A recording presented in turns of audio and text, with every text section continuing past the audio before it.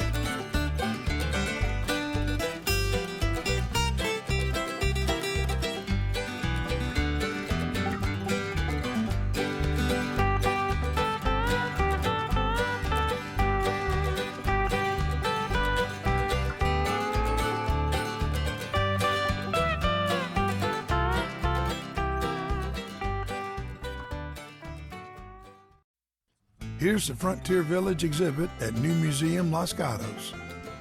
As you can see, there's all sorts of things to see, and we're going to go one by one so you can see everything up close and nice so you don't worry. Take a gander, look around. It's the next best thing to being there.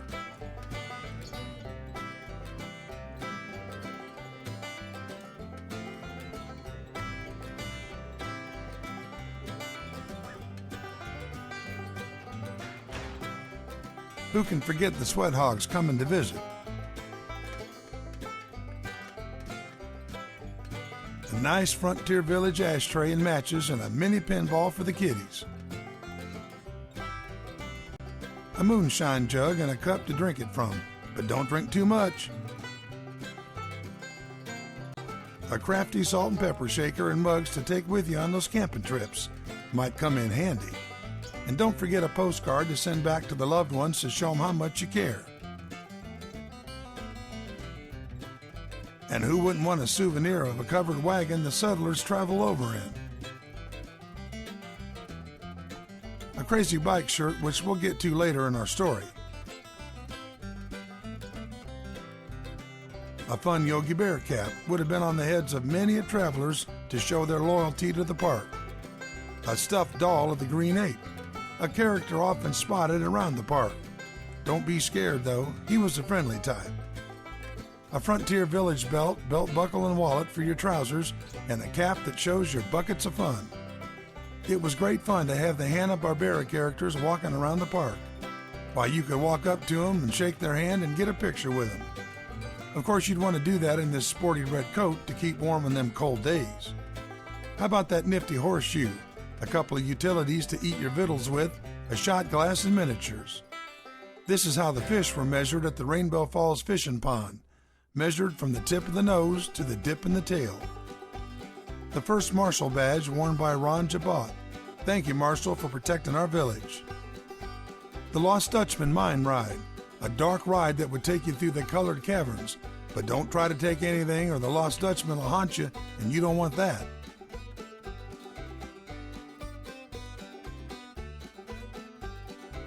Now, we had weight limits for the burro rides. We wanted to be kind to the animals and be sure we could give riders a smooth ride. It was a real exciting ride for the city folk, nothing like they'd seen in town. Here's an early version of the park designed by Lori Hollins, taken from the ideas from architect Paul Murphy. Mighty fine and colorful, and you can already see how much fun it's going to be.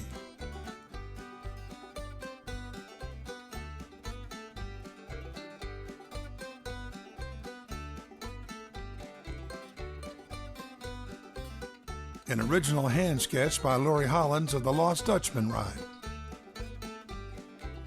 The head of the costume for Theodore Bear.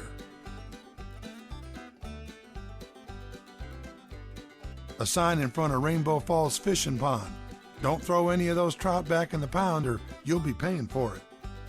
Of course, we had to provide ways to move around the park for those who couldn't walk and the kiddies.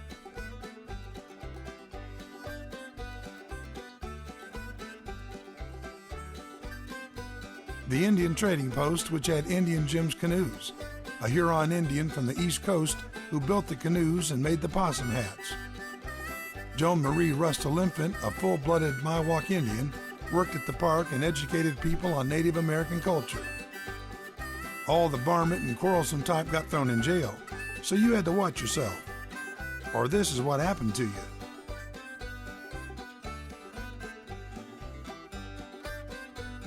This here's a picture of Marshall Weston. With so much lawlessness on Main Street, the park needed rescuing. From the likes of these kinds.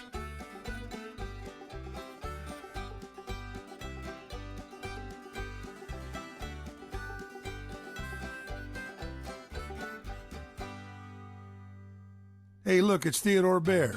It's always good to see him. Visitors strolling on Main Street could catch a Wild West showdown between the good guys and the bad guys.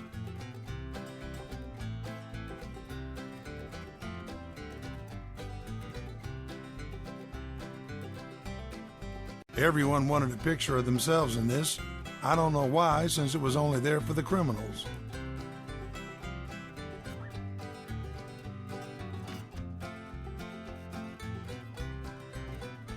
Here's one of the original signs from the park. Here's the famous main entrance that told you you'd arrive for a day of fun.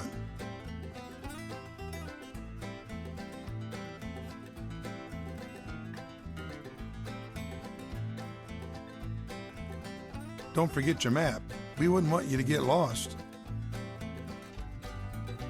Gold digger Tumbleweed used to be hard at work inside the Lost Dutchman mine.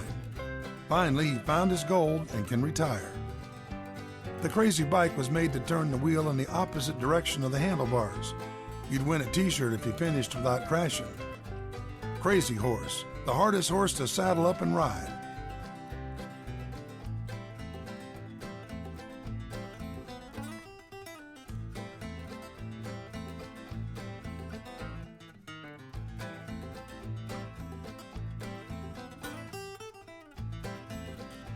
Like to try your luck at the arcade annex? Spin the wheel.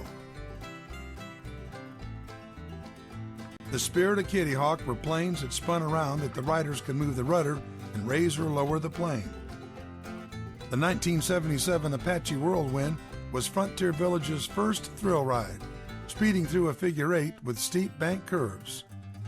The exhibit ended with the 1975 high-speed ride Tarantula.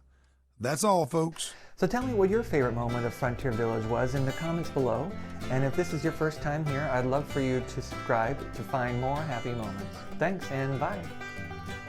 Today we're going to where are we going? So tell me what your favorite memory of Frontier Village was.